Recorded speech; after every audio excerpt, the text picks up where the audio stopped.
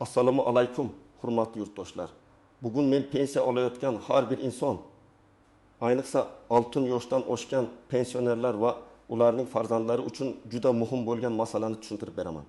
Gap pensiya to'lovlar ikki qismga bo'linishi, ayrim toifadagi pensionerlarga qo'yiladigan talablar, hujjatlar, bank kartasi, naqd pul, qayta hisob-kitob va tekshiruvlar haqida ketadi. Bu ma'lumotni e'tiborsiz qoldirmang. Chunki bitta noto'g'ri tushuncha odamni o'z vaqtida pensiya ololmaslikka yoki ortiqcha yugur-yugurga olib kelishi mumkin. Kanalga hozirroq obuna bo'ling, videoga like bosing, chunki men bunday o'zgarishlarni oddiy tilda, hujjat va amaliyot nuqtai nazaridan tushuntirib boraman. Avval pensionerlarning ko'pchiligi pensiyani bir xil tartibda olardi. Kimdir bank kartasiga, kimdir naqd pul shaklida. Kimdir esa ishonchnoma orqali farzandi yoki yaqin qarindoshi yordamida olardi. Odamlar uchun eng muhim narsa shuki, pensiya belgilangan sanada tutsa yoki yetkazib berilsa bo'ldi, deb qaralardi. Lekin amalda tizim murakkablashib boryapti. Elektron ma'lumotlar bazasi, bank orqali to'lov, pensionerning yashash joyi, tiriklik holatini tasdiqlash, mehnat staji va qo'shimcha to'lovlarni ajratib hisoblash kabi masalalar alohida nazorat qilinmoqda. Endi ko'pchilikni xavotirga solayotgan savol shunday: pensiya haqiqatan ham ikki qismga bo'linadimi? Bu nimani anglatadi va oltin yoshdan oshgan pensionerlar uchun qanday o'zgarish bo'ladi? Men bu yerda masalani shov-shuv bilan emas, tartib bilan tushuntiraman. Pensiyaning ikki qismga bo'linishi deganda, ko'pincha odamlar endi pulimning yarmi beriladi, yarmi ushlab qolinadi deb o'ylab qoladi. Aslida hamma holatda bunday emas. Bu ibora amaliyotda bir nechta ma'noni anglatishi mumkin. Asosiy pensiya va ustamalar alohida ko'rsatilishi, to'lov bank va naqd shaklda ajratilishi, pensiyaning bir qismi qarzdorlik yoki undirish bo'yicha ushlab qolinishi, yoki ishlovchi pensionerlar uchun ayrim to'lovlar tartibi alohida yuritilishi mumkin. Men tomoshabinlardan bir narsani so'rayman: ikki qismga bo'linadi degan gapni eshitgan zoti vahimaga tushmang. Eng avvalo sizning pensiyangiz qaysi asosda tayinlanganini, unda qanday ustamalar borligini, siz ishlayapsizmi yoki yo'qmi, bank kartangiz faolmi, yashash manzilingiz pensiya jamg'armasi ma'lumotlarida to'g'rimi? Shularni aniqlash kerak. Chunki o'zgarishlar hamma pensionerga bir xil ta'sir qilmaydi. Oldin ko'p jarayon qog'oz hujjatga bog'liq edi. Masalan, inson pensiyaga chiqayotganda mehnat daftarchasini olib borardi. Ish staji qo'lda tekshirilardi. Ish haqi bo'yicha ma'lumotnoma olinardi. Ayrim hollarda arxivga so'rov yuborilardi. Pensiya tayinlangandan keyin odam ko'p yillar davomida faqat to'lovni kutib yashardi. Agar pensiya miqdori oshsa, indeksatsiya bo'lsa yoki ustama qo'shilsa, bu haqda ko'pchilik faqat pul tushganda bilardi. Hozir esa tizim ko'proq elektron nazoratga o'tyapti. Masalan, pensionerning pasport ma'lumoti, yashash manzili, bank hisobi, mehnat faoliyati. Nogironlik holati, boquvchisini yo'qotganlik bo'yicha huquqi yoki yoshga doir pensiya turi elektron bazalarda solishtiriladi. Bu nimani anglatadi? Bu shuni anglatadiki, agar ma'lumotlarda nomuvofiqlik bo'lsa, pensiya to'lovi kechikishi, qo'shimcha tekshiruv talab qilinishi yoki fuqarodan hujjat so'ralishi mumkin. Masalan, bir pensionerning pasporti yangilangan, lekin bankdagi ma'lumot eski pasport seriyasi bilan qolgan. Bunday holatda pensiya kartaga tushishi kechikishi mumkin. Yoki boshqa pensioner ro'yxatda bir tumanda, amalda boshqa viloyatda yashayotgan bo'lishi mumkin. Agar tizimda manzil bo'yicha tasdiq talab qilinsa, odam pensiya jamg'armasiga borib, yashash joyi haqidagi ma'lumotni yangilashi kerak bo'ladi. Yana bir holat, pensioner vafot etgan bo'lsa, lekin yaqinlari ma'lum qilmasa va karta orqali pul yetishda davom etsa, bu keyinchalik qonuniy muammo keltirib chiqaradi. Shuning uchun davlat to'lovlarini aniq, manzilli va tekshiriladigan qilishga intilmoqda. Men buni eng oddiy tilda tushuntiraman. Pensiya puli ko'pincha ichki hisob-kitobda bir nechta tarkibdan iborat bo'ladi. Birinchi qism bu asosiy pensiya miqdori. Ikkinchi qism esa ustamalar, qo'shimcha to'lovlar, kompensatsiyalar yoki alohida imtiyozlar bo'lishi mumkin. Masalan, yoshga doir pensiya olayotgan odamning bazaviy hisoblangan pensiyasi bo'ladi. Undan tashqari ish staji ko'p bo'lsa, qo'shimcha hisoblanishi mumkin. Ayrim toifadagi fuqarolarda nogironlik, urush qatnashchisi, yolg'iz pensioner, parvarishga muhtojlik yoki boshqa asoslar bo'yicha qo'shimcha to'lovlar bo'lishi mumkin. Shuning uchun pensioner bank ilovasida yoki ma'lumotnomada ikki xil summa ko'rsa, meni pensiyamni bo'lib tashlashdi deb o'ylamasligi kerak. Bu shunchaki to'lovning tarkibiy qismlari alohida ko'rsatilgani bo'lishi mumkin. Lekin agar umumiy summa kamaygan bo'lsa, mana shunda sababini aniqlash zarur. Sabablar turlicha bo'ladi. Oldingi oyda ortiqcha to'langan summa keyingi oydan ushlab qolingan bo'lishi mumkin. Ijro hujjati bo'yicha qarzdorlik ushlangan bo'lishi mumkin. Imtiyoz muddati tugagan bo'lishi mumkin. Yoki hujjat tasdiqlanmagani uchun ustama vaqtincha to'xtatilgan bo'lishi mumkin. Keling, real hayotga yaqin misollar bilan ko'rib chiqamiz. Birinchi misol 62 yoshli fuqaro oyiga 1 million 200 ming so'm pensiya oladi. Unda asosiy pensiya 1 million 200 ming so'm, qo'shimcha ustama 1 ming so'm bo'lishi mumkin. Agar ma'lumotnomada 1 million 200 ming va 1 ming alohida ko'rsatilsa, bu pensiya kamaydi degani emas. Umumiy pul baribir 1 million 200 ming so'm. Ikkinchi misol, 67 yoshli pensionerning pensiyasi 1 million 500 ming so'm edi, lekin bu oy 1 million 300 ming so'm tushdi. Bu yerda darhol pensiya jamg'armasidan yozma yoki elektron izoh olish kerak. Chunki 200 ming so'm nima uchun ushlanganini aniq bilish zarur. U ijro qarzi bo'lishi mumkin. Bank krediti avtomatik yechilgan bo'lishi mumkin. Yoki oldingi davrdagi noto'g'ri to'lov qaytarilayotgan bo'lishi mumkin. Uchinchi misol, pensioner ishlashda davom etyapti. Ayrim holatlarda ishlovchi pensionerning daromadlari, ijtimoiy soliq to'lovlari va pensiya qayta hisoblanishi masala paydo bo'ladi odamlar. Men ishlasam, pensiyamni kesib tashlashadimi deb qo'rqadi. Men bunday vaziyatda har doim huquqiy asosga qarashni maslahat beraman. Ishlashning o'zi avtomatik ravishda pensiyadan mahrum qiladi degani emas. Lekin siz olayotgan pensiya turi, ustama turi va alohida imtiyoz sharti ishlash holati bilan bog'liq bo'lsa, unda o'zgarish bo'lishi mumkin.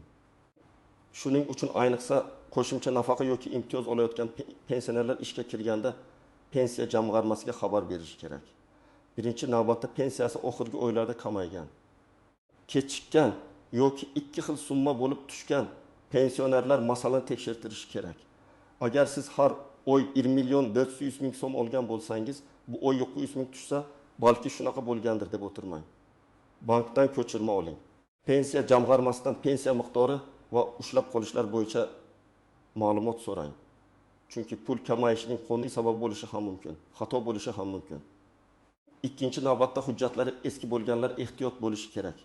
Pasport yoki ID karta yangilangan, familiya o'zgargan, yashash manzili o'zgargan, bank kartasi muddati tugagan, ishonchnoma muddati tugagan bo'lsa, to'lovda muammo chiqishi mumkin. Ayniqsa 60 yoshdan oshgan fuqarolar ko'pincha men shu kartani yillar davomida ishlatganman deb o'ylaydi. Lekin karta muddati tugasa, bank to'lovni qabul qilmaydi yoki pul hisobga tushsa ham yechishda muammo bo'ladi. Uchinchi navbatda ishonchnoma orqali pensiya olayotgan oilalar e'tiborli bo'lishi kerak. Masalan, ona yosh katta o'zi bankka bora olmaydi. O'g'li ishonchnoma bilan pensiya oladi. Bu qonuniy bo'lishi uchun ishonchnoma amalda bo'lishi, muddati o'tmagan bo'lishi va pensionerning holati bo'yicha talablar bajarilishi kerak. Agar ishonchnoma muddati tugagan bo'lsa, bank ham, pensiya jamg'armasi ham pul berishni to'xtatishi mumkin. Bu pensionerni jazolash emas, bu pulni boshqa shaxs noqonuniy olmasligi uchun qo'yilgan nazorat. Kimlar nisbatan xotirjam bo'lishi mumkin? Pensiyasi o'z vaqtida tushayotgan. Umumiy summa kamaymagan, bank kartasi faol, hujjatlari yangi, yashash manzili to'g'ri, qo'shimcha imtiyoz bo'yicha shartlari o'zgarmagan fuqarolar odatda vahima qilmasligi kerak. Lekin xotirjam bo'lish umuman tekshirmayman degani emas. Men har bir pensionerga kamida yiliga bir marta pensiya miqdori haqidagi ma'lumotnomani olib ko'rishni maslahat beraman. Farzandlar esa ota-onasining kartasi, pasporti, telefon raqami va bank xabarlarini nazorat qilib tursa, ko'p muammo oldindan hal bo'ladi. 60 yoshdan oshganlar uchun asosiy xavf texnik va hujjat masalalarida bo'ladi. Ko'p nuroniylar mobil ilova ishlatmaydi, SMS xabarini o'qimaydi. Bankka borishni keyinga qoldiradi. Natijada karta muddati tugaganini, hisob bloklanganini yoki pensiya tarkibida o'zgarish bo'lganini kech biladi. Men ekspert sifatida shuni aytaman. Pensiya tizimidagi o'zgarishlardan eng ko'p qiynaladigan odamlar huquqi yo'q odamlar emas, balki huquqi bor, lekin hujjatini vaqtida yangilamagan odamlardir. Masalan, 65 yoshli ayol har oy pensiyani naqd olgan. Keyin to'lov bank kartasiga o'tkazilgan. U karta olgan, lekin PIN kodni unutgan. Telefon raqami esa qiz nomida. Pul tushadi, lekin ayol undan foydalana olmaydi. Bu yerda muammo pensiya tayinlanmaganda emas, xizmatdan foydalanish zanjiri to'liq yo'lga qo'yilmaganida. Bunday holatda bankka borib kartani qayta rasmiylashtirish telefon raqamini pensioner yoki ishonchli yaqinining amaldagi raqamiga bog'lash, SMS xabarini yoqish kerak. Yana bir misol. 70 yoshli erkakning pensiyasi ichida qo'shimcha ustama bor. Ustama ma'lum hujjat asosida berilgan. Hujjatning amal qilish muddati tugagan yoki qayta tasdiq talab qilingan. Natijada asosiy pensiya tushadi, lekin ustama vaqtincha to'xtaydi. Pensioner pensiyamni ikki qism qilib, yarmini bermayapti deb o'ylaydi. Aslida u hujjatni yangilasa, qonuniy asos bo'lsa, to'lov qayta tiklanishi mumkin. Shuning uchun har qanday kamayish bo'yicha og'zaki gapga emas, rasmiy izohga tayanish kerak. Birinchi nozik jihat, pensiyadan ushlab qolish har doim ham pensiya jamg'armasining qarori bilan bo'lmaydi. Ba'zan bank krediti, aliment, sud qarori, ijro hujjati yoki boshqa majburiy to'lovlar sabab pul kamayadi. Pensioner esa davlat pensiyamni kamaytirdi deb o'ylaydi. Aslida bank hisobiga pul tushgandan keyin avtomatik yechim bo'lgan bo'lishi mumkin. Shuning uchun bank ko'chirmasi va pensiya hisob kitobi alohida tekshiriladi. Bank ko'chirmasi pul tushgandan keyin nima yechilganini ko'rsatadi.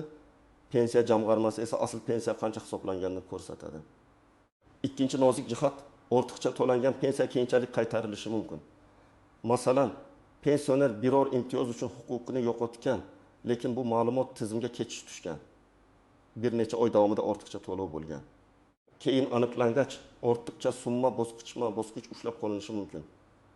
Bu odam uchun og'ir, lekin huquqiy asos bo'lsa, tashkilot uni qaytarishni talab qiladi. Shuning uchun har qanday o'zgarishni yashirmaslik kerak. Ishga kirish, yashash joyini o'zgartirish, vasiylik holati, nogironlik guruhi, boquvchisini yo'qotganlik bo'yicha shartlar o'zgarsa, buni vaqtida ma'lum qilish kerak. Uchinchi nozik jihat, hamma ustama abadiy emas. Ba'zi qo'shimcha to'lovlar doimiy bo'lishi mumkin. Ba'zilari esa muddatli hujjatga bog'liq bo'ladi. Odam asosiy pensiyani umrbod deb tushunadi, lekin ustama ham xuddi shunday deb o'ylaydi. Aslida ustama turi va sharti alohida ko'riladi. Masalan, parvarishga muhtojlik, nogironlik guruhi qaramog'idagi shaxs, alohida ijtimoiy maqom kabi holatlar hujjat bilan tasdiqlanishi kerak bo'lishi mumkin. 4-nozik jihat. Pensiyani ikki bo'lib olish ba'zan qulaylik uchun ham qo'llanadi. Masalan, bir qismi kartaga tushadi, boshqa qismi naqd shaklida yetkazilishi yoki alohida to'lov sifatida ko'rsatilishi mumkin. Lekin bunday holat hudud bank, to'lov turi va amaldagi tartibga bog'liq. Shuning uchun qo'shnining tajribasi sizga to'liq mos kelmasligi mumkin. Bir mahallada yashaydigan ikki pensionerning pensiya turi, staji, ustamasi, qarzdorligi va bank holati boshqa bo'ladi. Endi eng muhim qismiga o'tamiz. Siz nima qilishingiz kerak? Birinchi qadam, pensiya miqdorini aniqlang. Agar sizda bank kartasi bo'lsa, oxirgi 3 oy bo'yicha bank ko'chirmasini oling. Ko'chirmada pensiya qancha tushgani, keyin undan nimalar yechilgani ko'rinadi. Agar pul kamaygan bo'lsa, aynan qaysi sanada, qaysi tashkilot yoki qanday to'lov nomi bilan yechilganini yozib oling. Ikkinchi qadam, pensiya jamg'armasining tuman yoki shahar bo'limiga murojaat qiling. Murojaatda shunday mazmunda yozish mumkin: menga tayinlangan pensiya miqdori, uning tarkibiy qismlari, ustamalar, ushlab qolishlar va oxirgi 3 oyda amalga oshirilgan to'lovlar bo'yicha yozma ma'lumot berishingizni so'rayman. Bu juda muhim. Og'zaki javob esdan chiqadi, lekin yozma javob keyingi murojaat uchun asos bo'ladi. 3-qadam, hujjatlarni tekshiring. ID karta yoki pasport, pensiya guvohnomasi yoki pensiya bo'yicha ma'lumot, bank kartasi, bank hisob raqami, yashash manzili, telefon raqami, ishonchnoma bo'lsa, uning muddati. Nogironlik yoki boshqa imtiyoz hujjatlari tayyor bo'lsin. Agar hujjat eskirgan bo'lsa, uni yangilang. Agar bank kartasi muddati tugagan bo'lsa, bankka murojaat qiling. Agar telefon raqami eski bo'lsa, bank va tegishli tashkilotlarda uni yangilang. 4-qadam, agar pensiyadan ushlab qolish bo'lsa, uning sababini aniqlang. Ijro byurosi, sud qarori yoki bank krediti bilan bog'liq bo'lsa, pensiya jamg'armasi hammasini bekor qilib bera olmaydi. Bunday holatda tegishli tashkilotdan qarzdorlik qoldig'i, ushlab qolish foizi va hujjat asosini so'rash kerak. Pensionerning minimal yashash ehtiyojlari ham hisobga olinishi lozim. Shuning uchun haddan tashqari ko'p ushlab qolish bo'lsa, huquqshunos yoki tegishli idoraga murojaat qilish kerak. 5-qadam, yolg'iz yoki yoshi katta pensionerlar uchun farzandlar yordam berishi kerak. Men buni juda aniq aytaman. Ota-onangiz pensiya olayotgan bo'lsa, ularga faqat pul yechib berish bilan cheklanib qolmang. Karta muddati qachon tugashini, pasport yangilangan-yangilanmaganini, SMS kelayotgan-kelmayotganini. Pensiya har oy bir xil tushyaptimi yo'qmi tekshirib turing. Bu hurmatning amaliy ko'rinishi.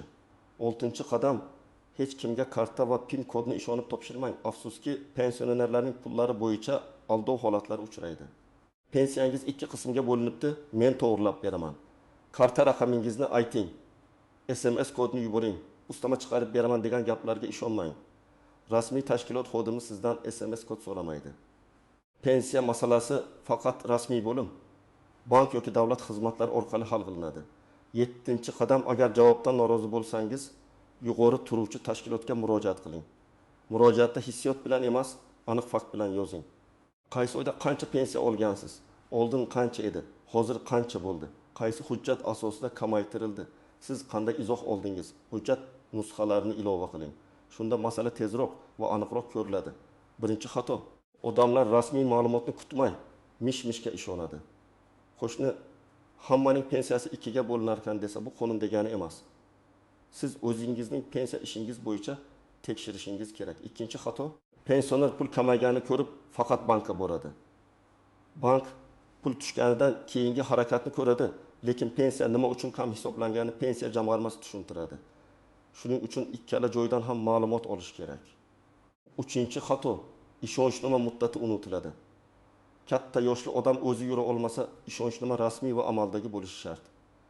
Muddati o'tgan hujjat bilan oldin berardi-ku deb talab qilish foyda bermaydi. Pensioner ishga kirganini yoki boshqa holati o'zgarganini bildirmaydi. Keyin ortiqcha to'lov aniqlanib, pul ushlab qolinadi. Vaqtida xabar berish keyingi muammoning oldini oladi. Demak, hurmatli yurtdoshlar, pensiya 2 qismga bo'linadi degan gapni to'g'ri tushunish kerak. Bu har doim pensiya kamayadi degani emas. Bu asosiy pensiya va ustamalar alohida ko'rsatilishi, bank va boshqa to'lov tartibi ajratilishi yoki ushlab qolishlar alohida hisoblanishi mumkin degani. Eng muhimi, umumiy summa kamayganmi, ushlab qolish bormi, hujjatlaringiz joyidami va sizga rasmiy izoh berilganmi, shularni tekshiring. Men sizga maslahatimni yana bir bor aniq aytaman. Bank ko'chirmasini oling. Pensiya jamg'armasida yozma ma'lumot so'rang. Hujjatlaringizni yangilang. Karta va SMS kodni begonalarga bermang. Agar adolatsizlik bo'lsa, rasmiy tartibda murojaat qiling.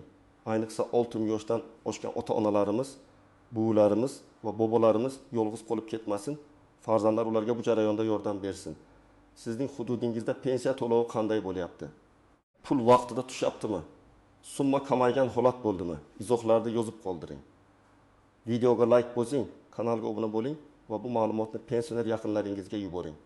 Chunki bitta to'g'ri ma'lumot bir oilani katta tashvishdan saqlab qolishi mumkin.